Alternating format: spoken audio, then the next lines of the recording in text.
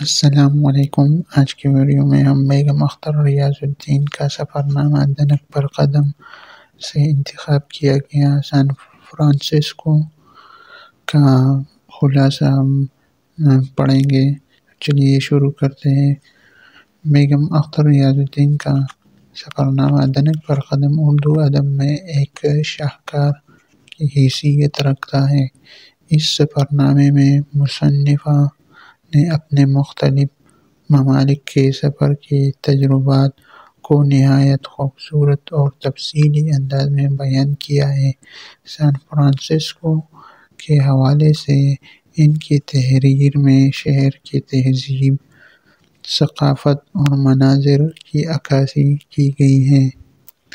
San Francisco کا خلاصہ: شہر کی منظرکشی۔ بیگم اختر ریاض الدین نے سان فرانسسکو کو ایک خوبصورت اور متحرک شہر کے طور پر پیش کیا ہے۔ انہوں نے شہر کے پہاڑی علاقوں، گولڈن گیٹ برج اور سمندر کے نظاروں کو نہایت دلکش انداز میں بیان کیا ہے۔ شہر کی ہلکی ہلکی دھند اور ٹھنڈی ہوائیں قاری کو وہاں محسوس کراتی ہیں۔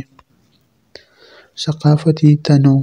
مصنفہ نے سان فرانسسکو کے ثقافتی تنوع پر بھی روشنی ڈالی ہے۔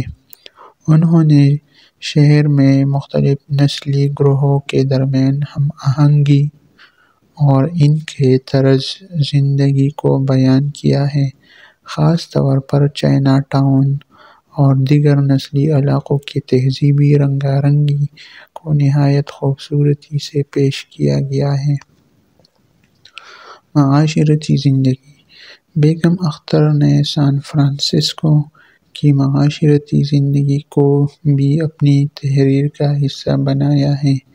انہوں نے شہر کے لوگوں کے رہن سہن، کھانے پینے کے انداز اور روزمرہ کی سرگرمیوں کو تفصیل سے بیان کیا ہے۔ خاص طور پر شہر کے کیفے اور ریستورانوں کے ذکر میں انہوں نے مقامی کھانوں کے ذائقوں اور ان کے پکوان کے طریقے کو بھی شامل کیا ہے۔ سیاحتی مقامات۔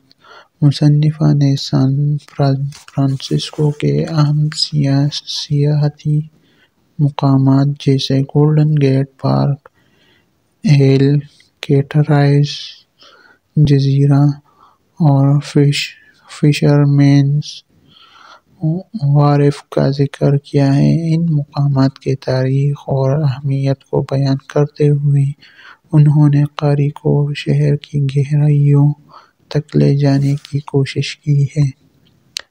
شہر کی روح۔ بیگم اختر نے سان فرانسسکو کی روح کو محسوس کرنے کی کوشش کی ہے۔